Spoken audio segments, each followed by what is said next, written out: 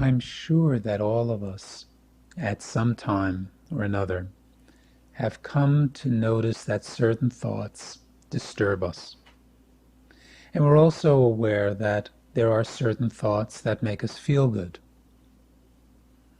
The traditional one, I think, in our society is on Monday thinking, oh my goodness, I've got a whole week ahead of me. And that usually doesn't bring about a high feeling. And then Friday comes along and everyone's conditioned to say, oh great, thank God that it's Friday. And they start feeling good again. So unfortunately, we have been brought up in a society that has taught us to be dependent on our thoughts in order for our experience of happiness and of course also our experience of depression and sadness. So for most people, the contents of their mind determines how they feel, determines how they experience life.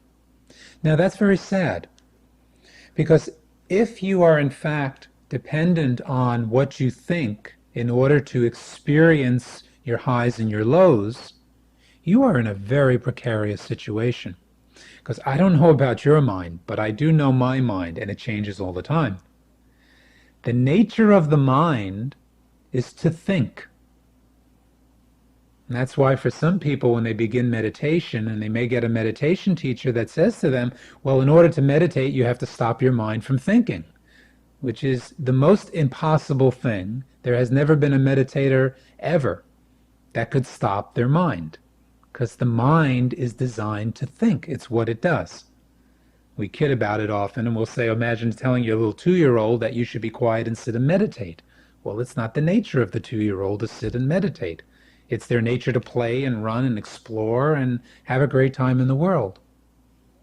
So unless you have come to know that you are not the mind, that you are a conscious being who uses the mind in order to express yourself and in order to communicate, gather information. Unless you know that, then what happens is you're going to be going on a roller coaster ride called life. And you won't have any control over it. One moment you're happy because you have happy thoughts in your mind. The next moment you're unhappy because some unhappy thoughts just happen to roll into the mind.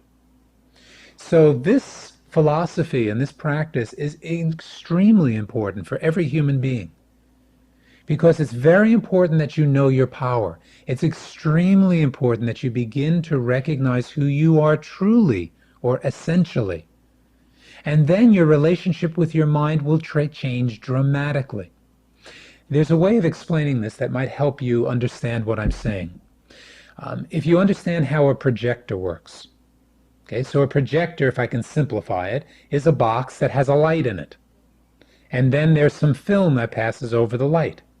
The light passing through the film then projects out onto the screen a movie.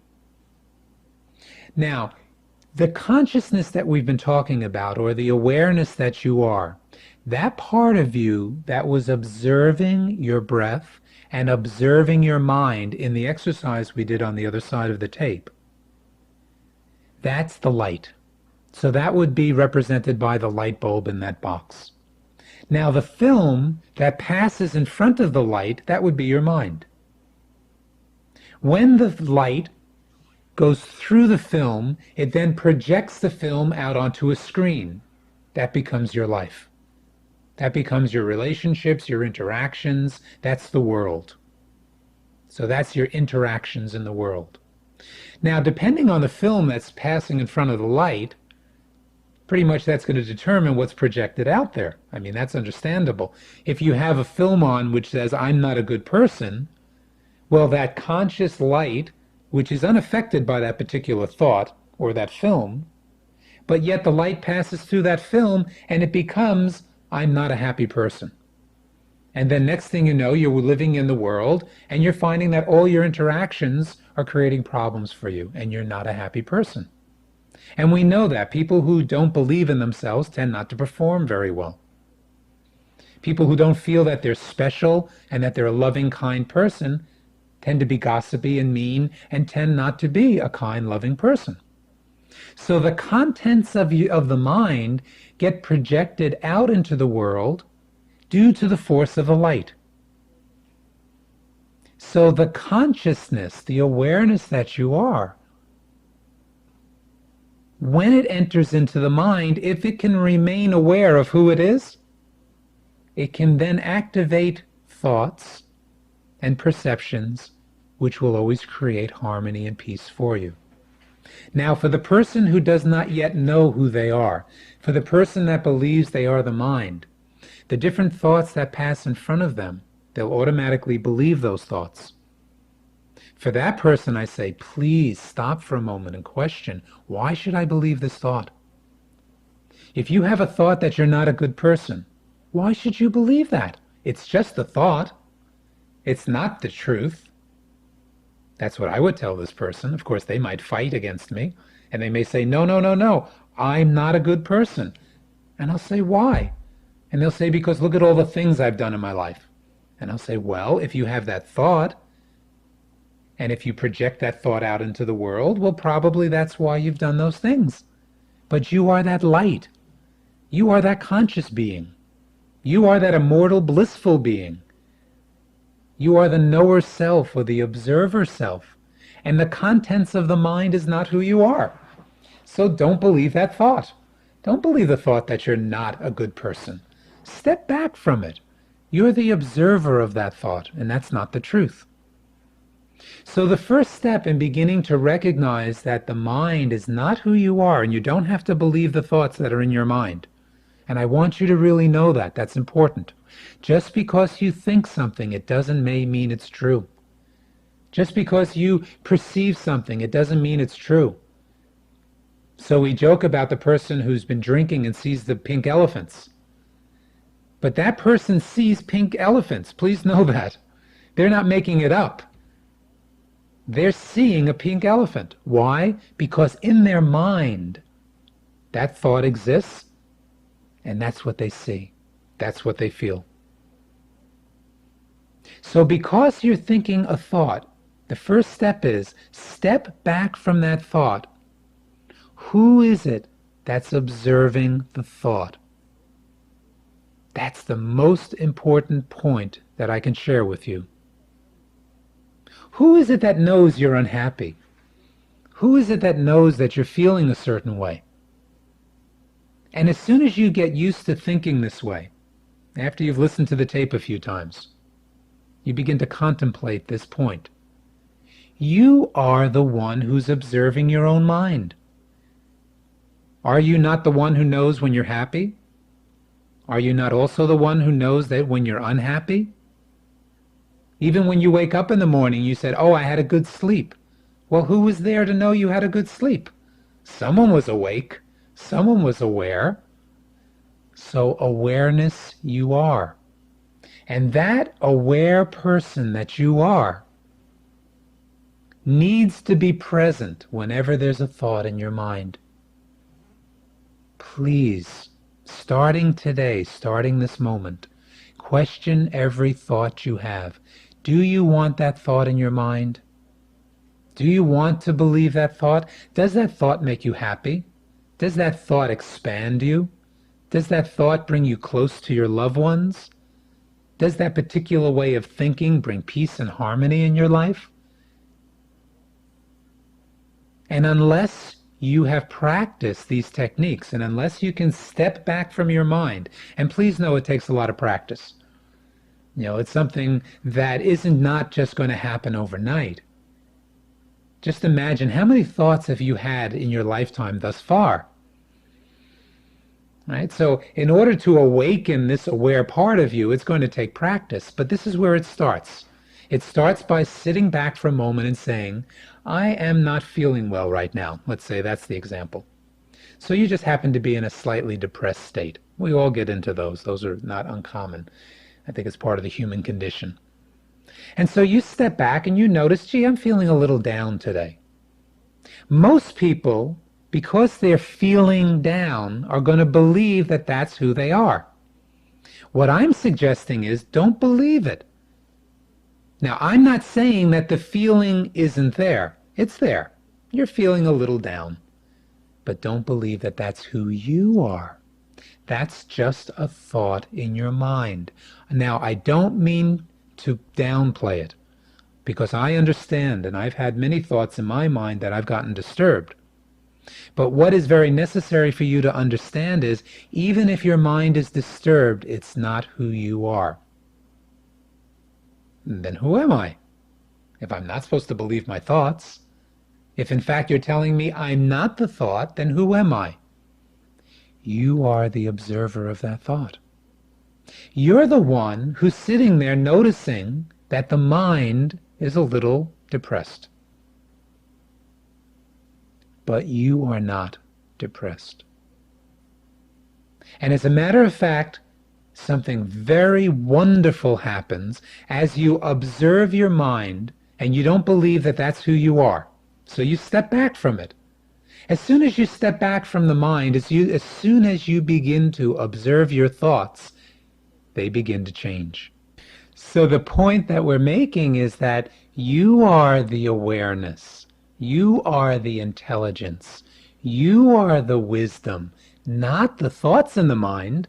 The thoughts in the mind, if they reflect your wisdom, they will be wise thoughts.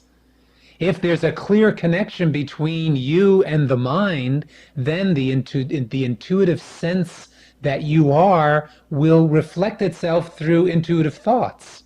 But it's not necessarily true that any thought is wise or any thought is intelligent. So as you become more aware that your mind is an instrument and a vehicle that you're using, as you begin to see that it's just a film that's placed in front of the projector's light, and that's what's being projected out in the world, as soon as you recognize that, you can then direct the different thoughts, believe the thoughts that do reflect the wisdom of your own higher self, and you can step back from the thoughts that you know do not reflect it, and you don't have to believe those thoughts. If thoughts create oneness, if thoughts create harmony, if thoughts allow you to expand beyond the limitations of your own personality and identity, if thoughts connect you to God, to your higher power, then those thoughts are very wise thoughts. Those are thoughts which are a reflection of your higher power, a reflection of your own divine self. Those are the thoughts that are going to create oneness for you. They're wonderful.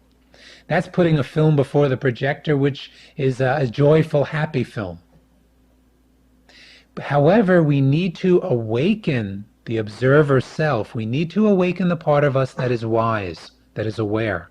So when thoughts enter into the mind, or when those waves pass by, and they create contraction, smallness, separation, pain, suffering, then we can observe those thoughts and say, no, I'm not going to believe you, thought. That's not a thought that I want to entertain or hang out with.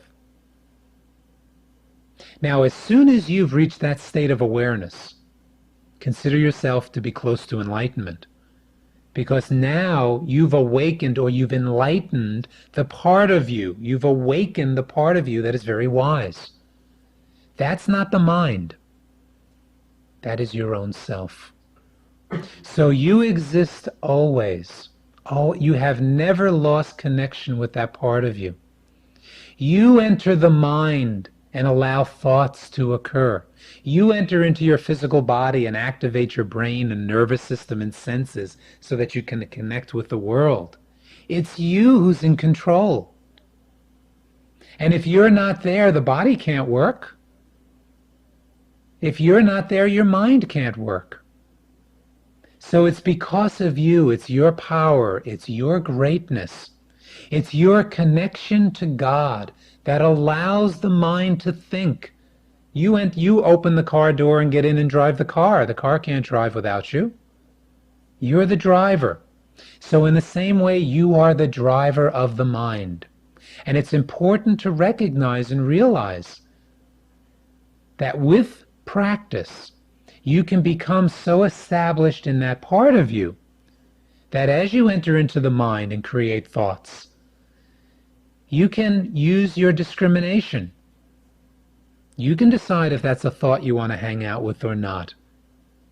You have that power right now. I really want to let you know that. This isn't something that you have to try to find. It's there already. All you have to do is begin to start to quiet your mind, relax your body, and place your attention on that part of you. Just think for a moment. How old are you? How many years have you been on this planet? How many years have you been thinking? How many of those thoughts have you thought from a place where you were just observing them and noticing them? How many times have you just sat back and observed your thoughts? Probably not that often.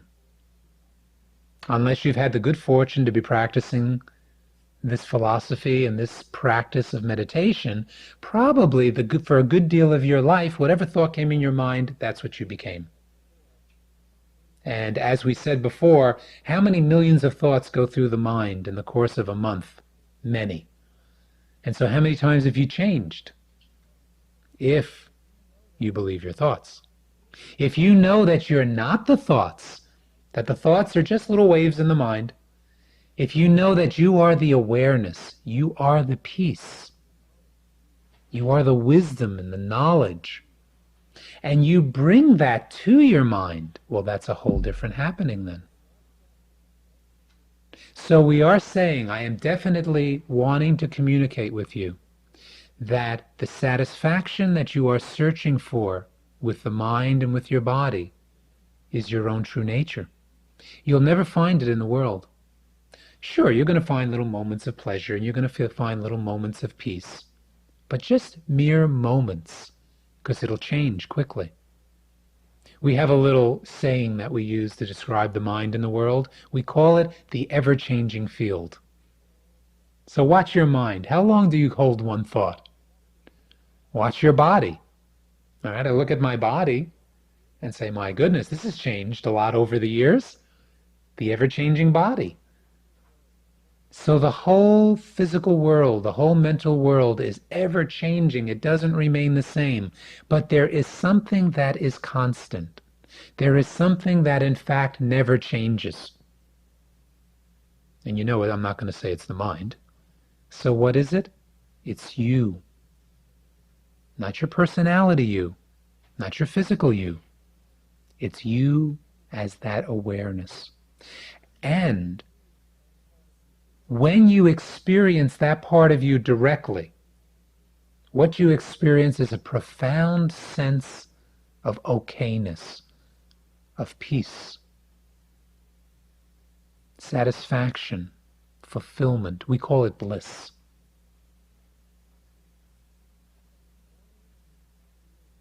So in order to experience that bliss, the body relaxes, the mind begins to relax and calm down, so the agitated thoughts get less and less. And you place in that mind positive thoughts. Positive thoughts calm the mind. A calm mind becomes a clear reflection of that blissful and peaceful self. And that's why every time that your mind is calm, you begin to experience a state of peace or satisfaction. It's not that the mind is satisfied, because the mind is a thought field, remember, and it's going to be thinking and changing all the time. But it will be because it reflects clearly who you are. If you think of the mind as a lake, if the lake is agitated, you can't see down to the bottom of the lake. Let's say you drop something, it's just a few feet deep, and you drop your ring, and the lake is agitated. You look down, you're not going to be able to see it. But if the lake gets calm, then you're going to be able to look down through the lake and look down and find what you've been looking for.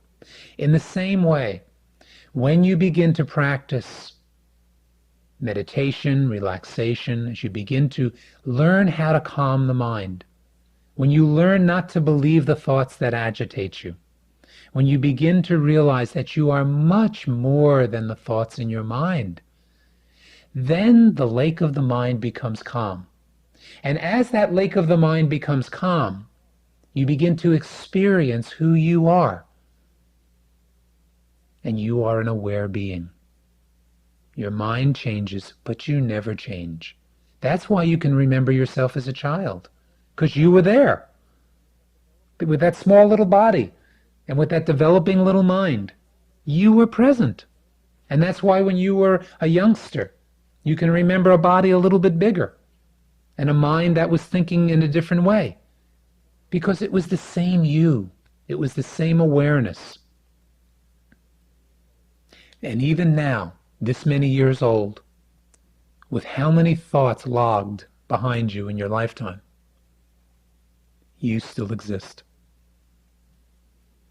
Your body has changed. Your beliefs, your ideas, your thoughts have changed daily, minute by minute. But you have never changed. I knew a woman, 90 years old, and she said something to me that touched my heart. This was many years ago when she said it. She said, you know, I look down at this body, and it's hard to believe, because I haven't changed. And she said, I look at the beliefs, and I used to be a Democrat, and now I'm a Republican, and I used to like this food, and now I like that food. She said, on that level, my mind has changed, but yet I'm still here. And I have a sense of myself as being unchanging.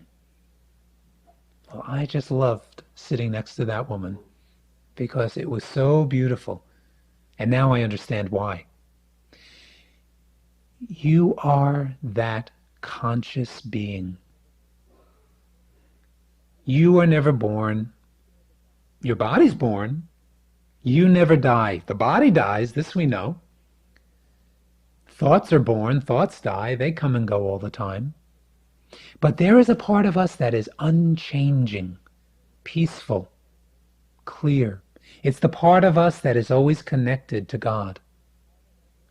It is the part of us that is aware and expanded. It's the part of us that when we look into someone else's eyes, we see that this is my brother, this is my sister. It's the part of us that gives us the experience which we'll call oneness or harmony or union. It's such a wonderful life when we know that we're not the mind. It's such a fearless life when we know that we're not the body. It's hard to name what that is. It's easy to say, not the body, not the mind. The words really don't describe what it is, so I'm asking you now to get in touch with it, because each of us knows it. We know that there is a part of us which is free. We know there's a part of us which is always in a state of expanded blissfulness, satisfaction and fulfillment. That's the part of us we have to place the attention on. And when we're established in that part of us, we then look at this mind and say, oh my goodness, look at this mind. Look at this thought. Where did that come from? And we no longer believe a thought just because it's passing across the screen of the mind. We now are living our life from an awakened place, from an aware place. We can look at that mind and chuckle about it. I once worked with a person, and I was doing some meditation and relaxation work with this man because he was very disturbed. And through the course of our meditation work, he said to me, you know, I have thoughts of committing suicide all the time. And I looked at him and I said, yeah, I've had those thoughts too. And he looked at me with such a look as if, my God, I'm learning meditation from this man and he's had thoughts of suicide? Because he always thought if you had a thought of suicide, there was something wrong with you. And I just shared, yeah, I've had that thought pass across my mind. But then I shared with him, but it's just a thought. There's nothing wrong with that thought. Many thoughts pass in front of the mind. All kinds of thoughts. But you don't have to believe them. A child runs around when it's 2 years old. You can't stop it. It's its nature. Your mind is designed to think, but it doesn't mean that you have to believe all those thoughts.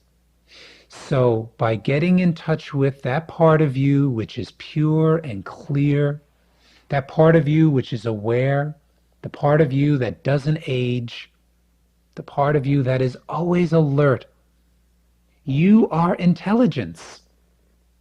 The mind is not intelligent. It's like the car. The car isn't intelligent. It takes your intelligence to drive the car. But with your intelligence and the vehicle of the car, you can go places. The same with your mind. You are intelligence. You bring intelligence to the mind when you understand how it functions. You are awareness. You bring awareness into the mind. So it's important to know who you are. We started out by asking the question, who am I? Well, now we know. I am awareness. Now, I'm not saying the I am meaning the personality who's speaking to you. I'm speaking of that place inside you. That's what we call the I am. Consciousness is the I am. Awareness is that I am. So it's time. It's time for us all to understand how to use our mind effectively, the way it was designed to be used. The mind connects to the body, connects to the senses, and gathers information and uses that information. What a wonderful life this is. The higher power that designed the vehicle of the mind and body, I just can't believe what a great job it did. Now it's up to us to use those vehicles the way they were designed to be used. We were not born to suffer. We were not born to hate. We were not born to criticize and gossip and put each other down. We were born to know that we are all one together. We're all one family. We're all connected to the same being. And we're here to express love, express that divine wisdom, intelligence, and harmony and peace. We're here, it's our birthright to experience the joy of our true essential nature. So use your mind. Go out into the world now and enjoy it. But be careful, don't believe every thought that comes into your mind. As a matter of fact, don't believe any thought is who you are. Why believe thoughts that will disturb you? You're much greater than that. So please, learn how to step back from the mind. Learn how to meditate. Learn how to get in touch with the part of you that is aware and awake all the time, no matter what the contents of the mind might be. You might lose a friend and your mind will be sad. Well, that's normal. But you will know that you're not the sadness, that the sadness is just a happening in your mind. And if you have a thought that is condemning, it's just a thought. You don't have to believe it. If you have a thought that someone doesn't like you, you don't have to believe that thought and suffer. You can change it. You are the master. You are the one who is in control of the mind. It does take practice, no doubt about that.